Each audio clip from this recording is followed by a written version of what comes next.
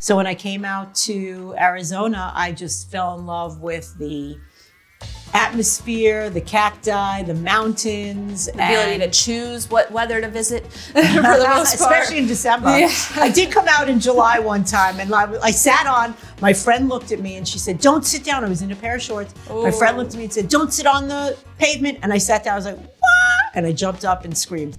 Let's talk tails. A realtor as a career and a philanthropist at heart, this Tales with Taylor guest donates a portion of her commissions to organizations that serve the autism community by helping to promote acceptance and inclusion of neurodivergent children and adults. She also donates to organizations dedicated to treating PTS, post-traumatic stress, and suicide prevention. This stems from losing a family member who lost their battle with PTS and took their own life. With every sale she makes, her buyers and sellers help her make a difference for veterans who have done so much for our country. It's Amy Lavine. Hi, Taylor. How you doing? Good. How are you? Fine. Good to see you. Good to see you. Thank you for being here. Thank you for having me. Yeah. So I'm always curious, everyone has a choice to make of what to do for a career.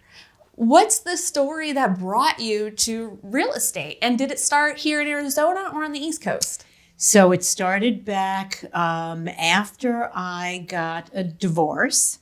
I was trying to reinvent myself for my second chapter. And my partner, Matt, and I happened to be in the Bahamas with my sister and brother-in-law. And we were snorkeling. And we went down and there was a golf ball at the bottom of the water. And I picked it up and walked over to my sister and she goes, "That's going to be your next career." So that's how I became a realtor. My mom was a realtor in New Jersey for many years. And that's just how I became a realtor.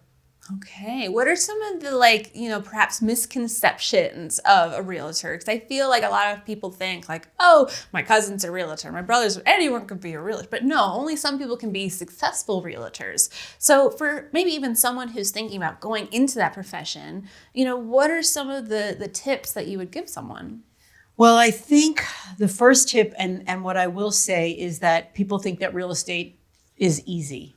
And it is not. It's a difficult business to start. You have to come up with funds up front. So that's sometimes a constraint for people. The other thing is that it's not easy. You are running your own business. So you have to be financially astute, and you have to be willing to really work hard. So when I first got into the business in Maryland and DC, I worked every other weekend doing open houses. That's how I started my work. And I knew a lot of people. With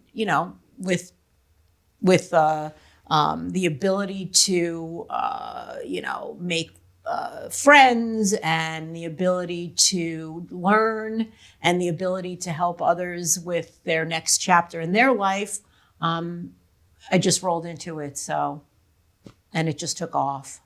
And that started in DC, Maryland. What brought you to Arizona? So when I went to University of Maryland, friends of mine and their family migrated from Long Island out to Arizona back in 1979. And what ended up happening was one December break from school, I came out here. And never, ever, ever have I been west of the Mississippi. I always went to Florida to visit family. My family had always been in Florida, grandparents. So every break we would go to Florida. So when I came out to Arizona, I just fell in love with the atmosphere, the cacti, the mountains. The ability to choose what weather to visit for the most part. Especially in December. Yeah. I did come out in July one time and I sat on, my friend looked at me and she said, "Don't sit down." I was in a pair of shorts. Ooh. My friend looked at me and said, "Don't sit on the pavement." And I sat down, I was like, "What?" And I jumped up and screamed. So July was definitely an eye-opener. But at least it's a dry heat because the humidity of Florida, that's a whole beast. It's a whole, and your hair, I had very curly hair. So, but so that's what got me out here. And I made a promise to myself to come out, and life happened. And then I decided that it was time to make a move. So I moved out here. Excellent. And you still hold your license back east as well, though, correct? I hold my Maryland license still. My DC license I let lapse because I just figured like I was not going to go back to that area. But my Maryland license and Arizona license I still have. So if someone was looking to get into real estate, would you advise them to have licenses in multiple states, especially if they call multiple states home? I would say it can be a little stressful because I have to know both Maryland law and real estate and Arizona law and real estate. So it does become a little convoluted at sometimes, but I just feel like I've earned my Maryland license. I worked hard for it, and therefore I'm just going to keep it. So I just have to keep doing the CE credits and keeping up there. But most of my practice is here in Arizona. If I have a friend who's moving and needs a referral, I can work through that as well. What's an example of like a different law? Like I never even thought about those nuances. And I think that's something where, realtors need to get more credit. Like you need to pay attention to laws that are changing all the time, regulations that are changing. So what's an example perhaps of, from Maryland to Arizona that might be a little different? So good question. There's a couple. So one, many, many moons ago, I don't remember the year exactly, but we had to show that we represented the seller at an open house. So you had to have a piece of paper that and was said... this both states or one this, state? This was just in Maryland. Maryland, okay. That you had to have a piece of paper there that showed that you represented the seller. You were working in the seller's best interest. Also, another one is for years and years before buyer agency was a thing here and everybody has to have a buyer broker agreement with their client. In Maryland, you had to have a buyer broker agreement with your client prior to the whole NAR situation. So, yeah. So for it happening in Arizona, you're like, old news. Old news. Totally understand that. While other people are perhaps, that was a transition for people when that happened of, needing to have those agreements up front. Very much so. That's and interesting. I always used a buyer broker in Maryland. That's how I was taught to always use a buyer broker in Maryland. So when I came here and people weren't using buyer broker agreements, that was a little confusing to me. Well, hey, Arizona, it's the Wild West. There's laws against having laws. That's true. That's true. So excellent. So yep. What's your favorite animal with a tail? Favorite animal with a tail? Well, I'm probably going to have to say a dog. I'm not I had a dog. My kids wanted a dog. I got them a dog. We had a dog. So I'll have to say a dog. A dog. Yeah. It's called Tales with Taylors. I like to ask some punny questions from time to time, Gotcha. And I'm break it up a little bit. Gotcha. I never grew up with a dog though. Oh. I grew up with guinea pigs and rabbits. Rabbits have little tails. They got a little circle tail. They have a little like bunny tails. It's a bunny tail. Yeah, rabbits, I'm like 50-50 when it comes to rabbits. They're very cute. However, one of my good friends growing up, Brittany, had a rabbit, Penelope, and then thought, Penelope wants a friend. She got Penelope a little rabbit friend, and Penelope killed that friend. And I was like, oh my goodness. I just didn't think a rabbit could be that vicious, but no. Penelope was. We had Napoleon. That was my rabbit. Okay. And Napoleon would love to run around and eat the wires. That was his big thing. So we had to get rid of Napoleon after a little while. Poor thing. Oh, man. Yep. Yeah, that's interesting. I never knew that. So be warned if you're getting a rabbit. Be warned. They like eating wires. So what are some of the things that you enjoy most about being in real estate? So I enjoy the freedom to make my own time. And I do enjoy working with different groups of people from all backgrounds. I enjoy the fact that I get to see them when they're at their happiest, when they find a house that they love. And I enjoy watching them make memories in their new home and watching their families grow, really. That's what I enjoy the most. That's excellent. I know you're definitely a family-oriented person with your ability to travel. I know, you're able to see your daughters. So that's such a nice thing to be able to do and be able to control, your schedule. Yep. So, and then you can even get work done when you're on the East Coast too, if you need to. It seems that every time I go to Virginia, my phone rings and my daughter and my son-in-law always say, you always work when you're here. I'm like, you know what? It's just uncontrollable. So I can't control certain things. So they say in real estate, when you go on vacation, that's when you get the most work done. So, Right. unfortunately, or fortunately. Right, exactly. It's depending on your perspective and how you want to look at it. I'll look at it like it's all fortunate. Definitely, definitely. And, you are able to use your, real estate career kind of as a vessel to really even support organizations that you're passionate about. And so one of which, being for veterans. And so, what made you decide, I'm going to take this extra step and, do more to support veterans? So my son-in-law's brother was one of the 22 veterans that pass away every day, they say. And it really hit home. I never met Ryan, but 22 a day? Yeah, that's what they say the stats are. Wow. So I never met Ryan. My daughter, Dana, said I would have loved him. And I just feel that, you know what, it really hit home for me. And, he's unfortunately not here to see his brother and his sister-in-law have a family. And so both of my grandchildren have middle names named after Ryan. Aww. And my other daughter in Virginia has a neurodivergent son, my grandson Corey, and he's great. He does very well.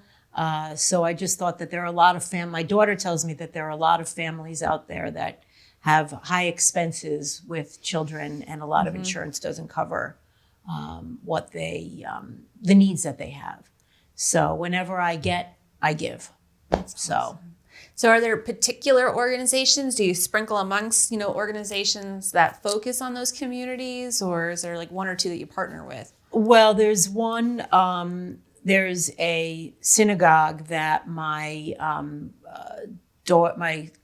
son-in-law's parents belong to, that I give to them, and then they give to PTSD families that are suffering with PTSD. Beautiful. So like a direct, because sometimes it's a concern when you do a donation of like, where is that money really going? How's it, and so that's beautiful to know that like, okay, no, truthfully, you could say it went to this family. Yes. That you're making a direct connection. Yes, they give it directly to a family. And on the other end, there's an organization here called the Friendship Circle. And then my daughter introduced me to an organization called Channing's Foundation, I think it's called. And those are the two that I give to on that end. So whenever I get, I will give back. That's beautiful. Well, thank you for doing that. I know you're helping a lot of people. And it's great to, like I said, to have that direct connection that you're helping families. Yes. Yes, so, it's nice. Yes, that's excellent. So through your journey or, through your life, what are some of your favorite stories and tales you've ever heard or read or watched? So what's your favorite books and your favorite movies? Okay, so, all right, this is where you get... Books, I am not a good reader, and I love Audible. Without Audible, I haven't tried that yet. You should do it. My sister says the same thing. I gotta try. It's a game changer. Okay, I gotta do that. Because when you're driving, yes, you listen to music's still fun. You want to still dance and sing and things. You must be in the backseat of my car. You gotta have fun, but then you can also really use that time to either learn, get inspired, or just again be entertained if you like, fiction. So I gotta try that. I really do. I keep saying that. It's worth it. Okay. Yeah, I will give they it a should become college sponsors, by the way. Audible, just saying because of how much I talk about Audible, but truly, Audible is amazing. But and that's how I learn. And I'm a visual learner, and I need to hear it and see it. So that's okay. I will do that. Movies, I love movies. I love indie movies. Okay. I love movies. Okay. Not really horror that much, but I love movies. But I'm the type of person that goes into the theater, watches the film, and then I walk out and somebody goes, "Did you love it? What was it about?" And I go, "I loved it, but I don't remember anything it was about." Okay. So that's how my brain works. I'm enjoying myself. I'm taking it all in. Good. You get fully immersed in it. Yeah, it's Love excellent. my popcorn. Got to have my Diet Coke. I'll have my popcorn, and I'm good to go. A little bit of butter. Gotta have butter. Not much salt though. No. And and then, there are some people out there that can recite the lines from the movie? My husband's so good at doing that. Okay, that's not how I work. Yeah, neither. No. I'm really bad. I'm like, oh yeah, I remember that. Yeah, I would have to have seen it so many times to get down maybe a line, and still, like, my top 5 favorite movies, I don't think I could, like, Captain, My Captain, that's about it. Oh. So my dad, though, he's hysterical because I think he's seen The Godfather maybe a zillion times. He can repeat the whole movie. Oh my goodness. Line by line. Wow. So. Well, that's a choice to spend time. Oh yeah. So what are some of your favorite movies? Or if you have I know sometimes when you love movies, it can be hard to pick one, or what was your favorite one you've seen, in the last 5 years or so? I don't really have a favorite. I can't even really think. I just love to go and just get lost in the time. Love it. So I always tell my clients that I always respond back to their text or their phone calls immediately. That's just my thing. Mm-hmm. But I always tell them when I'm in my buyer presentation with them, I always tell them the only time that I won't call you back or respond and I'll text you back is when I'm in the movies. Well, thank you. We don't want you to be one of those shiny light people in the movie theater. So thank you for that. I do let them know. Yes. Excellent. So, yeah. Well, you mentioned how you love to, listen to music in the car. Do you have a favorite song perhaps? I don't really have favorites of much. I love, you know what? I love all genre. Mm-hmm. My kids, when they were young, I introduced them. We never listened to Raffi or anything like that on the radio. So they had to listen to like the Allman Brothers and Skinner. I love Southern rock. And then when they got older, they introduced me to all the rap. So I can rap a good rap when needed. I'm not really like a favorite person. I like to. Variety is the spice of life. Love it, though. That's how I grew up. Excellent. Along the same lines with kids and music, I was just at my son's baseball practice, and I'm introducing these kids to like Eye of the Tiger. But it's funny because my 2-year-old's like saying Tiger, Tiger, and I knew they meant Eye of the Tiger. And then we're with these 8-year-olds, and I'm like, what is this? Yep. I need to talk to your parents, kids. We got some problems. They need to get that Rocky thing going. Right? I know. I'm like, wait, we're in a sports team here. We don't know Eye of the Tiger. We have some problems. That'll get them motivated. Right? Yeah. I know. It's so cute. Everyone has their own walk-up song. So James is Kiss Love It Loud. Oh, okay. Yeah. All right. Good for him. Right? Yeah. That's the one he picked. Oh. And although he did think next year he wants to do Eye of the Tiger, though, because he was listening to it on the way to a game. He's like, this does pump you up. Cute. Very cute. Very cute. Yeah. Good for them. So if you had to pick a pump-up song, then what would it be? There's one that pump up the volume. Oh, God, a pump-up song. I don't know. That's a good question. Okay. I don't know. I just turn the music on. I listen, and being in the car or being when I'm working out, change the songs all the time. I love. You know what? Pharrell. What's the one? What's the name of it? I can't give you the name. What's the one? Happy is the only one I can think of. Happy. That's a good pump up song. Okay. That's a good one. Did you know I love Mary J. Blige when she does the Family. Oh, yeah, Family Affair? Love Family Affair. That one's on James's playlist, definitely. Yep. I have the whole genre. Love it. Now, did you know that Eric and my first dance, like when we were married, is CC Factory, Everybody Dance Now? Oh, that's a good one. Yeah. That's what we had as our first song. Everybody dance now. Yeah. Then we just made everyone come onto the dance floor. That's People a good way to get everyone confused. Like, wait, this is supposed to be your first dance. We're like, no, this is a party. Come on. That was a good one. Yeah. That's nice because you probably when you're out there, just the two of you, it's kind of like a little weird. Yeah, and that's not really our style. Okay. That's not, we're not, I don't like any chick flicks. We're not super romantic people like that. We just want to hang out and have a good time, And so, yeah, sure, it's our wedding. You already had to stare at us do our vows. So, how much longer do you have to just stare at us? Everyone get their exercise on too, right? Right, exactly. Love dancing. Yes. Favorite. It's a great way to exercise because it's just like when kids are playing and learning, it's a way to exercise but not feel like you're exercising. True. Because when you have to force yourself to go to the gym, sometimes you're like, dang it, I don't want to go to the gym.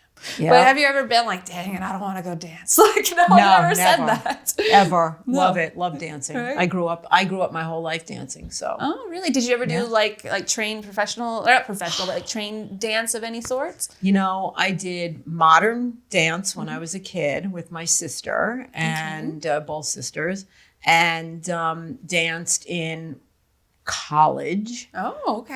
That's where I started to do yoga in 1979. My dance teacher, at the end of class, would have us do some yoga, and she introduced me to yoga, and I fell in love. And then I took up belly dancing when I was older. And it's funny, I just sold my costume to a woman about 5 years ago. So wow. I tried it on. I'm like, gained a little weight. That ain't gonna fit in that. But you just gotta get back to belly dancing, then it'll all shed away. You know, I wish there was a place that I could find to go back to it, but Okay, so leave some comments. If we know some good belly dancing places, we need to be Yeah. in the know here. Okay, perfect. yeah. So that was One of so I my love dance. favorite bands I like to listen to, Beats Antique. Their front woman kind of is actually a belly dancer while the band plays. There you go. So yeah, Love it. yeah, we have to like maybe hook you up with them, and then you can have a little cameo. I'm getting a little too old for that. Oh no! Well, you look great. So Thank you. Yes. Thank so, what are some tales you wish you maybe would have told your younger self? Maybe something that would have helped you professionally or personally. Maybe sometimes to just listen to your instincts. I think that would be something, listen to your gut. Sometimes I fight that. And then I'm always like, why? Or you know what? Hindsight's 20/20. So I ask myself sometimes, but I think that's really it. Like listening to your gut sometimes. Yeah, I wonder why that's so hard. It's like we try to be over analytical because maybe we don't want to be too emotional, but then truly we should lean into those natural instincts sometimes. Yeah, I wonder why we resist that. Some people it comes more naturally to them than others. So, but, And just the belief that it's real too, and not the back and forth in your mind, debating if you got it's the true or angel not. devil on your Right. shoulder type of thing. So, Right? Yes, those little characters. Yeah. so that would Excellent. really be it. Okay. I think. And you mentioned when you were younger, you had curly hair, pigtail or ponytail. Let's see. I love a good haircut no matter what it is. So you'll never see. Can't relate. I don't. You will quite never know. see this. You will never see this face with the same haircut in, I don't know, Hey, 2 you said months, 3 variety's months. the spice My of life, hairdressers so there you go. always loved me because I would sit down in their chair and I'd say, all right, do something different. And they're like, oh, great, good. Instead Wow. of doing the same cut all the time. So, That's so yeah, fun. you will That's never power see. to you. It'll grow long, then I'll cut it short. It'll be short, and then I'll grow it long. So, Yeah, so Never have the variety hair- is the never have the spice of same- life in Oh, yeah. all aspects. It Oh, sounds yeah. like from I- music to movies to hair. So yeah, I'm like, why not? So, yeah. So you will never see the same style twice. excellent. I can't relate to that at all. I feel like when I was younger, I cut my hair to like my shoulders and like hated it and freaked out and was like, never again. Now I always go to a dresser and say, trim it to where it's healthy. Just trim it to where it's healthy. Give it a try. You never know. It'll always grow. That's what I always say. Well- there have been some bad haircuts I've had, and I I'm don't know. like, Back in this West Coast, it's not growing as grows. fast as it used to. It just feels water like. it. It'll grow. Just water. Promise. It'll grow. I do shower. Don't worry. Okay, good. So I did have one. I will say, I did have one bad haircut, and I remember going back to the hairdresser. This was in Maryland, and I remember saying, "Johnny," and I go, "This has got to grow really fast." And I looked at him. I go, "I wish I was one of those dolls where you could push the belly button and pull the hair." Right. Where's the chia? Why can't I be a chia pet right Where is now? that? Exactly. So That's funny. And so, buying a house is something that can be really scary. It's one of the biggest investments that people will make in their life most of the time. But it's also really invigorating because then even though you're paying a mortgage, you're like, oh, at least you're putting in equity. And so if someone was on the fence, if someone who has maybe been living just the rental wheel of life and thinking it's okay, what would you maybe say to them to like consider that maybe it is time to put your funds into actually buying? Well, I think you have to know what you're looking for. Don't overextend. I think that's the main thing. You have to kind of, I'm always a believer in living below your means. So, you know, rents will always go up. You are feeding somebody else's coffers. You are making them pay their mortgage down, having equity in their property. So my feeling is you have to start somewhere, whether it be a 1-bedroom condo, and then gain your equity there, and then buy a 2-bedroom if that's the next step, and then gain your equity there, and then buy a house, and then gain your equity there, buy the next house.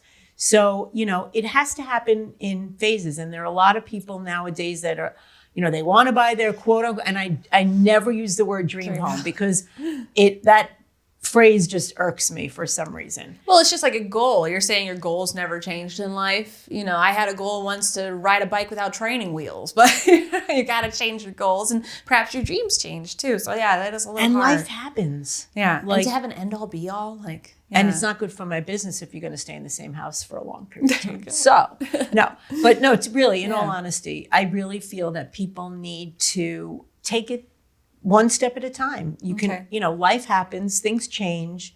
Maybe you have, you know, children. Maybe maybe you don't have children and you move somewhere else. You know, so to have that one place that's going to be your place for quote unquote forever, I just don't believe in that. So my feeling is, you know what? Take it slow. Find something, start out with. That's how you build equity. That's how you build, you know, your future. And there are people that will always want to rent. And they just don't want to have, I remember when I got divorced, the guy down when I rented an apartment, the guy down the hall from me said that he never wanted to buy. He just wants to call up the super or the landlord and not have to think twice about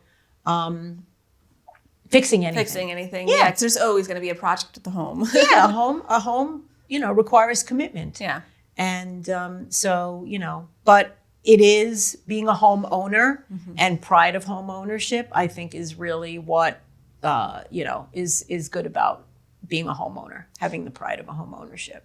And I feel like in Arizona, there's a little bit more flexibility than there is perhaps in other states, in that if someone did start out with that 1-bedroom condo, built some equity, then they can even consider, do I make that a rental for themselves? You know, as they buy their next piece of property. I have a friend, you know, that's what he did. He bought a little home in Phoenix, and then now it's being always rented out, and he has another property that he actually lives in. And so that's kind of like another thing I think to think about with Arizona is, especially in some locations, it's still a tourist attraction. You know, there's still tons of people coming here for spring training, you know, every year. And, sure. Yeah. Rental properties are good. You have to have a stomach to be a landlord. I will, and I do tell my clients that as well. Okay. You have to have a stomach to be a landlord, because you will get phone calls to fix and do and whatever. Yeah. So that is a thing.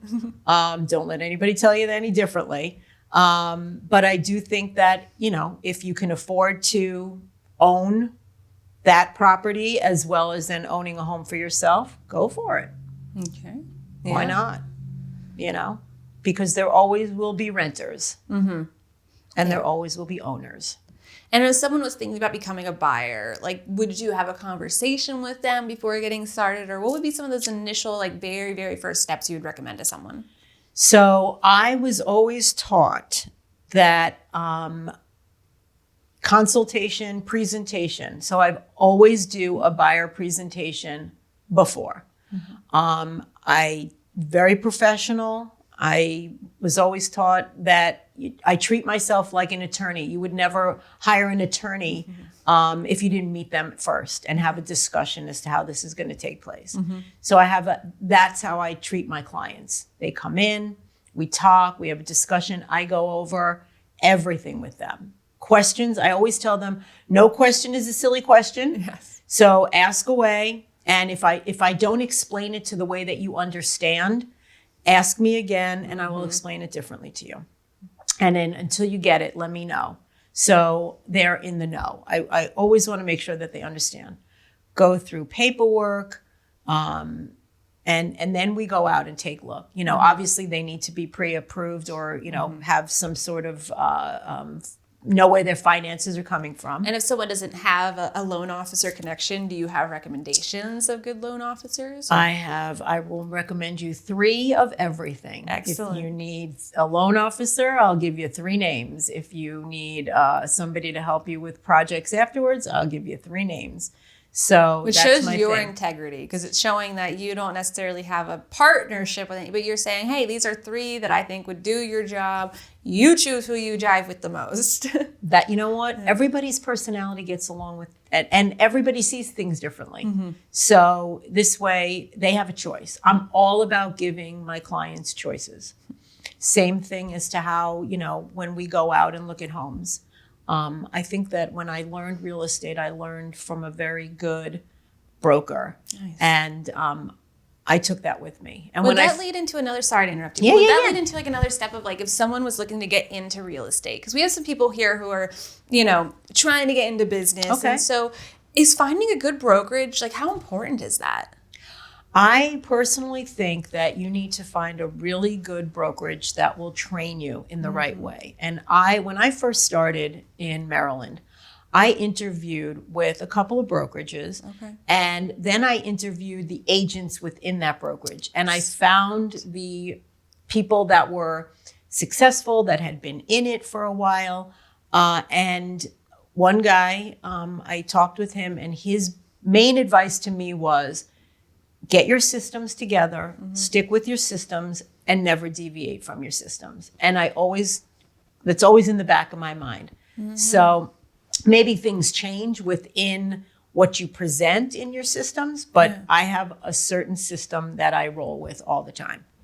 And that's so important. Like literally, like no matter what the business is having, systems, processes in place to just have things standardized. Like that's why McDonald's is as big as it is, because you could go to China, you could go to England, you could go to Arizona, you order a burger from McDonald's, it's going to taste the same burger. Yep. And you know what? The other thing is that I treat all of my clients the same. Everybody gets the same treatment. No matter if they can afford a $2 million, $3 million house, or if they're first buying their first property at, $200,000. So everybody gets $200,000 now. But. Well, yeah, okay, you're right.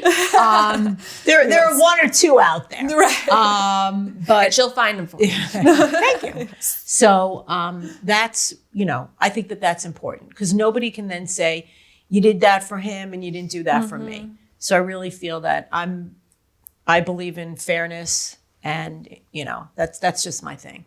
Love it. So everybody gets treated the same. Excellent. And those buyers are going to be confident, before even taking the first step, because you had that, buyer presentation with them. Yep. And so what if now these buyers, maybe now their family's growing, that's an easy sign to know it's time to sell. But not everyone has those, the walls are caving in signs, but it might actually be a good idea to sell. What are some of those, maybe market key indicators, or what would be times that you would actually recommend to people, hey, we should consider selling? Well, let me think about that. That's an interesting question. Normally the client will know when their time is for them to sell. Normally it's probably life changing. Most of the time it's life changing. Either they're, getting married and they want to combine 2 households, or there's a divorce, or there's a death, or there's a birth. People are always on the move. Their life does happen. Life always happens, whether they like how it's happening or not. So, people will call me and they'll ask me, what do they think their house is worth? And then we look to see, is it worth it for them to keep it?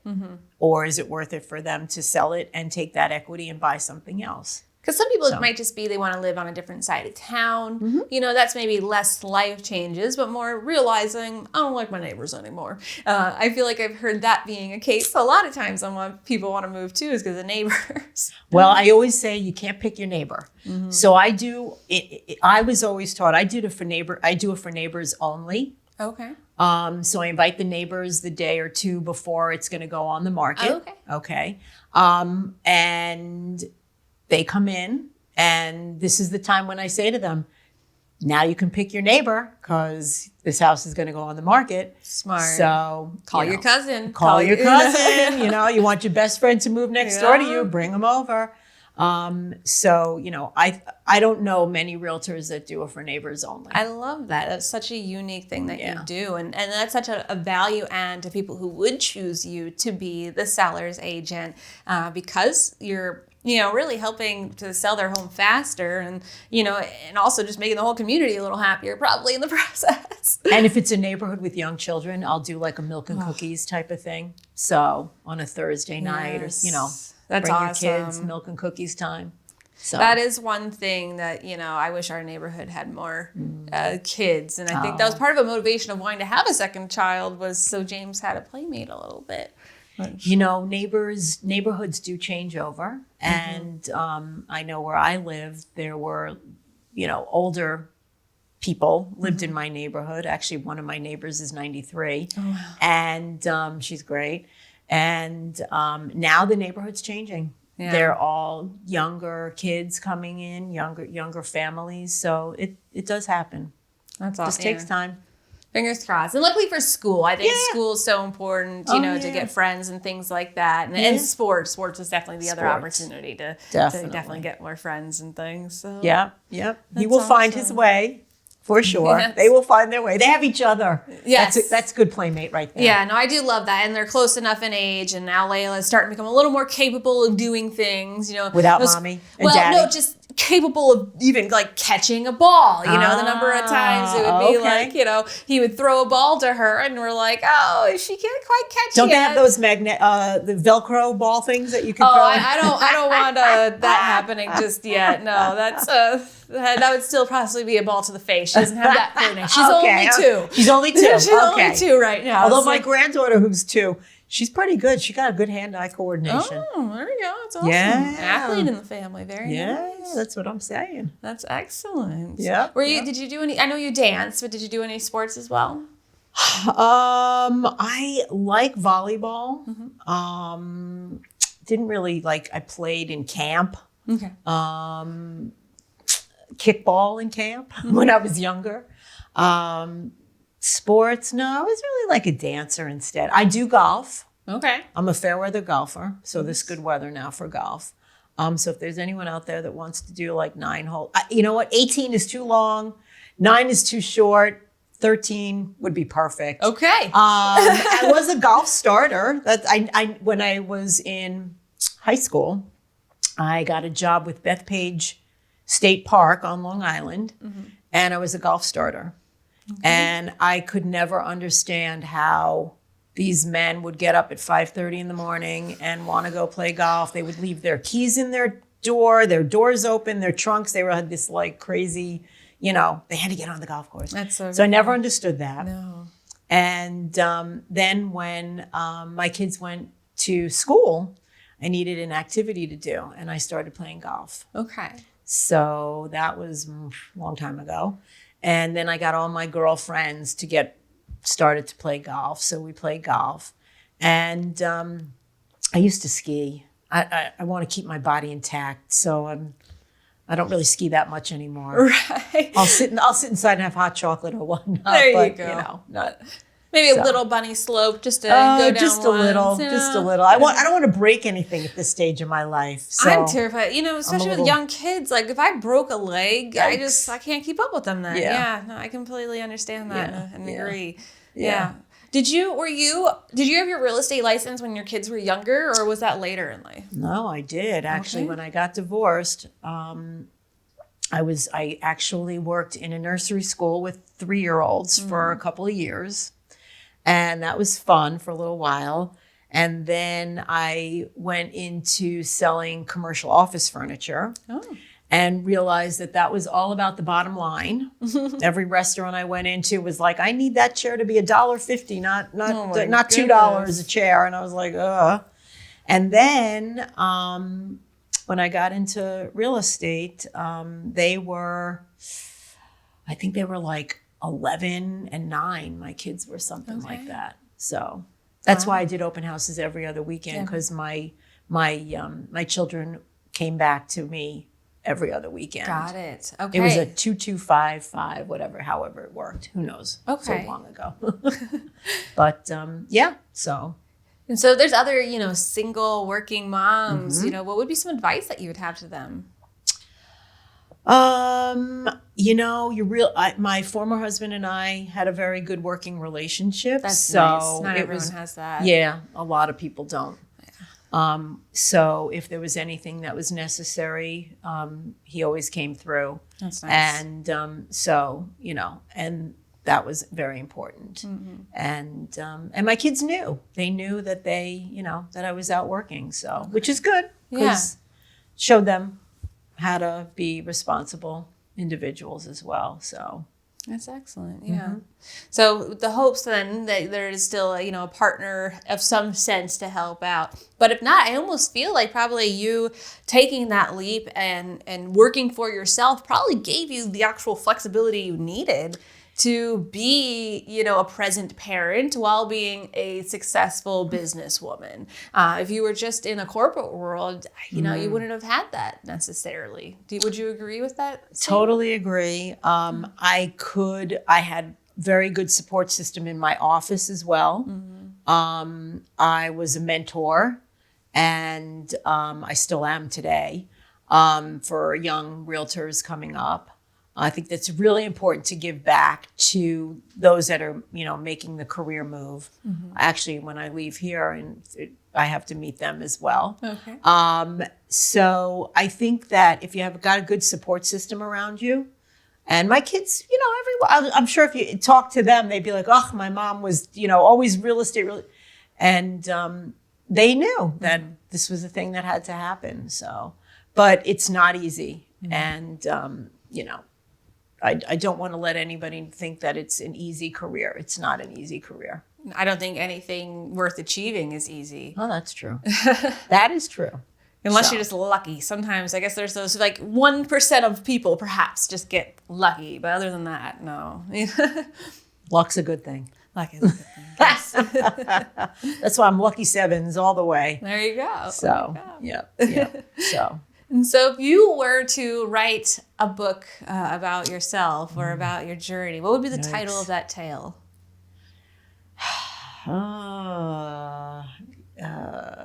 Maybe instead of Where is Waldo, it would be Where is Amy? Who is Amy? Oh, okay. Right. So since you went through several hats, from the furniture selling, which is totally different, but still selling, it's still relationship building. I feel it's still being educational about a product that's not yours, that you are then passing to others. So I think there's some, similarities there. And who doesn't love to go to a restaurant? Oh, anybody who cooks for me is got my heart. I'm good to go.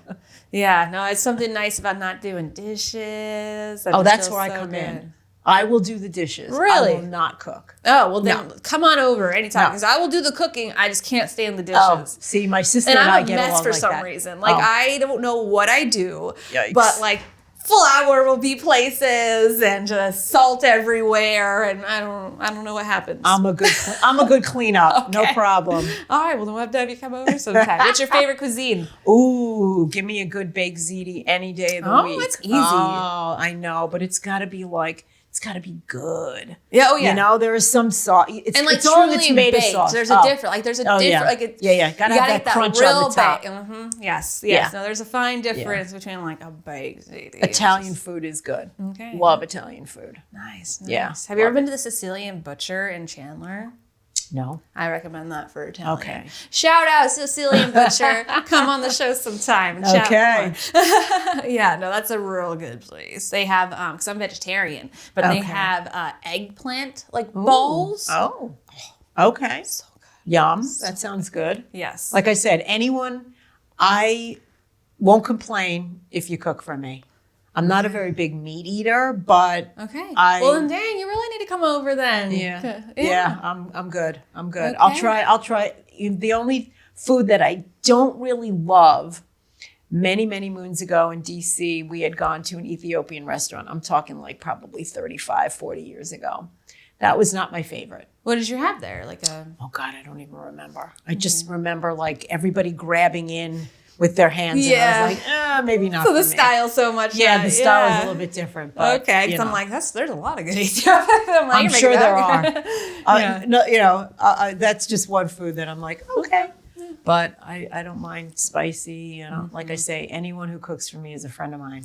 Okay. Well, unfortunately, though, even if you cook for Amy, she's not going to give you special treatment because we've heard that everyone's treated the same. But everyone is treated the still, same. if you want to just, make her a little extra happy, it sounds like some good Italian food is a way to your heart. Love my Italian food. Okay, I'm yum. gonna have to keep that in mind. All right. Well, is there anything else that you think people should know about, just real estate, getting into the market, and just getting started?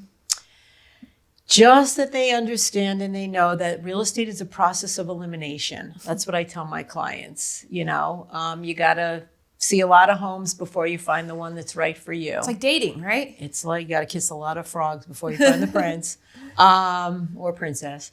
The thing that I do notice from my clients when I'm out with them is as soon as they start saying the bed's going to go there, the couch will fit there, I know that that's the house for them. Yeah. So.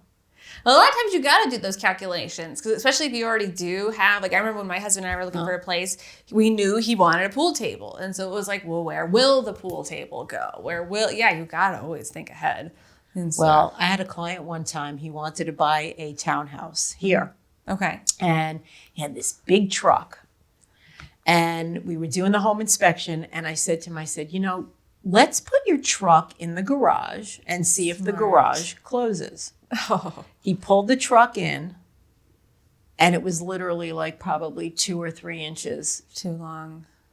And he said, I want my car in the garage. And I said, then this is not the house for you. Perfect. So. That's really smart that you did that. Yeah. That would have been such a shame. You go down that route, you do all the paperwork, you pay the down payment, and then go home the first day and you can't even close the door. That'd be crazy. That was a good one. And the other one, I had a client who they had just had a baby, and they were looking. And we had gone out in Chandler. We had gone out a couple of places, and nothing. And then we went into this one house, and I just could feel that it was that they were like talking, that was the right house for them. I said, do you want to go see the next house? It was the last house. Do you want to go see the next house, or do you just want to go back and we'll make an offer on this property? Oh, let's, everybody just wants to see the last one just in case, whatever. I get it. Regrets, I get it. I understand. We went to the next house and walking out, and I'm closing up the lights and everything. And I walk in the kitchen, and there is the little bucket car seat sitting in the kitchen, and they were literally like almost out the door, front door. And I hello. I said, I think you left your son in the kitchen.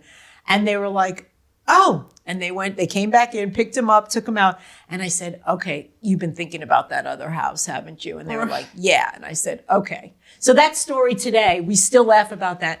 And Lennox, I think, is like 10, 9, 10. So that's almost left the wrong house. Almost left him at the house. Yeah, right. So that's anyway, crazy. yeah. So you know when your clients know. Yeah, you just have that feeling, that sense that you can see it in their eyes. You can, the way that they're starting to talk about, oh, this could fit there, that could do that. Yep. That's excellent. That's so excellent. That's then, nice. One other question that comes up to me. Sure. If someone was in a scenario where obviously they're growing their family, they know they need to sell their homes, they need a bigger home, are you able to be both their buyer and seller agent? Sure, why not? This way, first of all, I get to control both sides of the transaction, so that way I know that, we have to sell something and we have to buy. So we can have that discussion if we find something sooner than we've sold something. I mean, most sellers would like the buyer to come and not have to be encumbered by a sale of another property. And sometimes that's can work and sometimes it doesn't work. Back when my parents were buying homes, you always had to sell something before you bought. It was very rare that you had the ability to buy and not sell. Right. But if things are priced right, good condition, good location, they will sell because everything sells at a price. Yeah. So, and then, being able to have walking my client through the buy and the sell is always, easy. It's easier for me because at least I can. Would it be easier for the people to involve? Like, I almost feel like you might be able to control the timelines a little bit more. Granted, the hopes that you find the right place, we find the right buyers. There's a few variables that need to fall into place, but would be working with a singular agent potentially make things a little more streamlined for that Yes, family? because at least I know what's going on both sides. Like knowledge in anything is power. And if I know what the situation is on one side, we can make something work on the other side. The thing that I find, difficult in today is that a lot of agents they want to text. And that to me is getting a little frustrating because I am a communicator. I need somebody to pick up the telephone and let's have a discussion and let's talk. People think that texting is easier. I personally do not think so. I think this is still a people-person business. And I think that I need to hear the other person on the other end and I need to understand. And there are other questions that I have.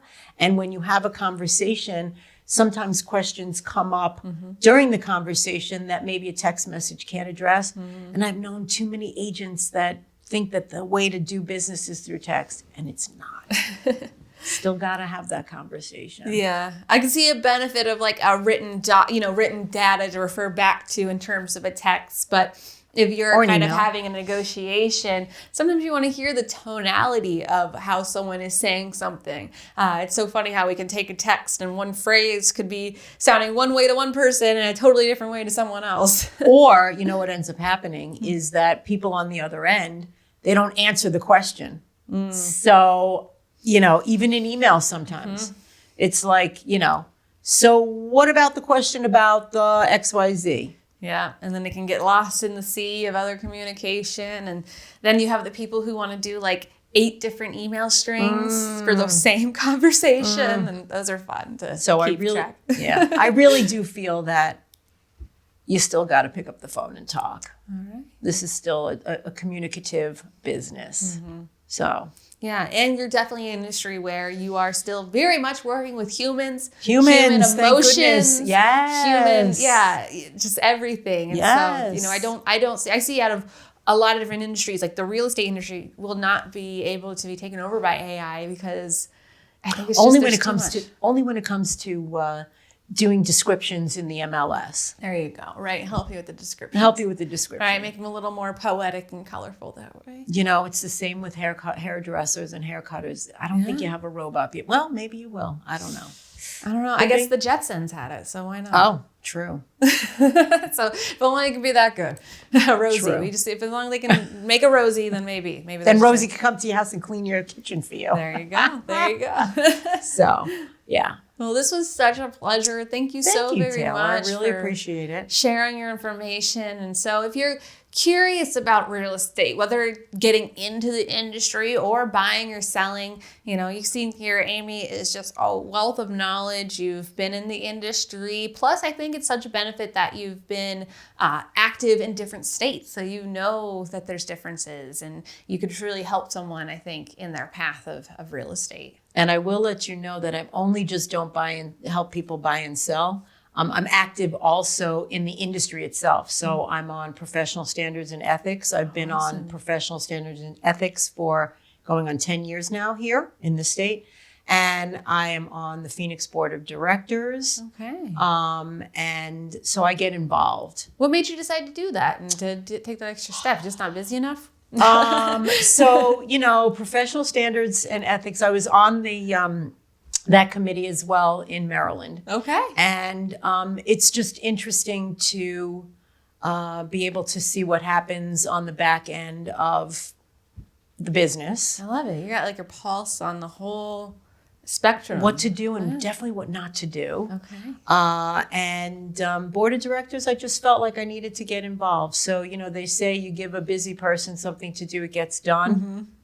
I'll get it done. That's what I'm saying. Like, you have enough on your hands. But, yep, that is a true statement. So excellent. Yep. Well, thank you again. Thank you. Reach out to Amy if you are looking to buy or sell in Maryland or Arizona. And if you're looking to get into real estate, just be inspired by this story. Thank you. Appreciate it. Thank you for watching Tales with Taylor. Please make sure you like and subscribe to the Financial Potion YouTube channel to never miss an episode.